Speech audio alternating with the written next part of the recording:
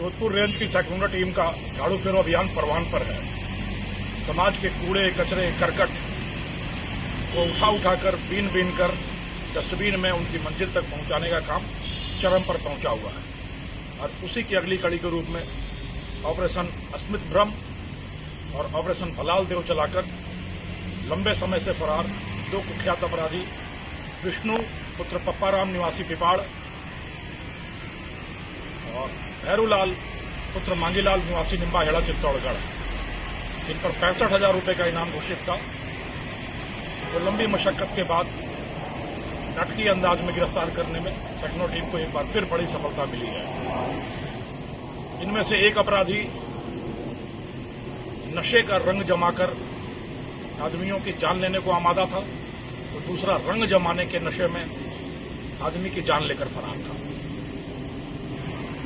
करीब 2 वर्ष पहले एक लोमहर्षक हत्याकांड में विष्णु ने एक व्यक्ति की चाकू घोंपकर हत्या की और 2 वर्षों से फरारी काट रहा था। इसके लिए चलाए गए ऑपरेशन का नाम अस्मित भ्रम इसलिए रखा गया कि यह हमेशा पहचान की दुविधा, पहचान के संशय, पहचान के भ्रम का शिकार रहा। स्टोन क्रशर पे चिराई गांव में मारने किसी और को गया, हत्या किसी और की करके चला आया और फिर अब अपनी पहचान कभी कमठा मजदूर बनकर, कभी विद्यार्थी बनकर, कभी कपड़े के दुकान के सेल्समैन के रूप में जयपुर के जौहरी बाजार में रहकर यह लगातार अपनी पहचान बदलकर गिरफ्तारी से बचा हुआ था। और कहते हैं कि आखिर तुम्हें आना है, चाहे थोड़ी सी देरी होगी, भाग लो जितना भी भागना है, तुम्हारे पांव में बेड़ी होगी। उसी तर्ज पर कहीं ना कहीं से सूचना मिली और जौहरी बाजार के कपड़े की दुकान से विष्णु पकड़ा गया। तो दूसरा भैरूलाल जो मादक द्रव्यों का बड़ा तस्कर था, चित्तौड़गढ़ से मारवाड़ के इलाके में सप्लाई करने का काम करता था, वह भी स्थानीय होने के चलते वहां लगातार भागता रहा, लंबे समय से भागता रहा और जब भागते भागते थक गया तो खाटू श्याम बाबा की शरण में गया शांति की तलाश में।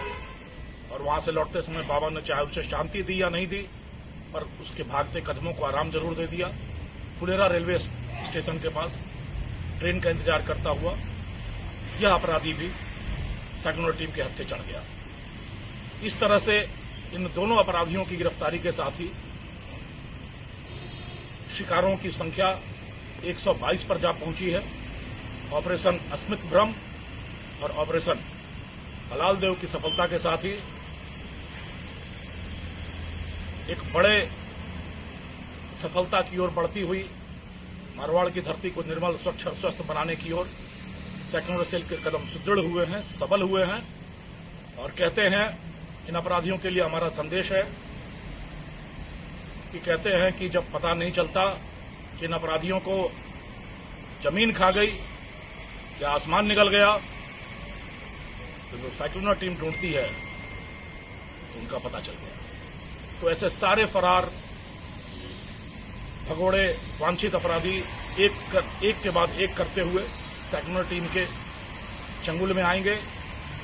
बेहतर होगा कि वो पहले ही पश्चाताप करें, अपने पापों का फल भुगतें और समाज की मुख्य धारा में शामिल हों। एक बार फिर निर्मल, स्वच्छ और स्वस्थ होती मारवाड़ की धरती को सलाम और शानदार कार्रवाई के लिए सेक्टर टीम का अभिनंदन। धन्यवाद।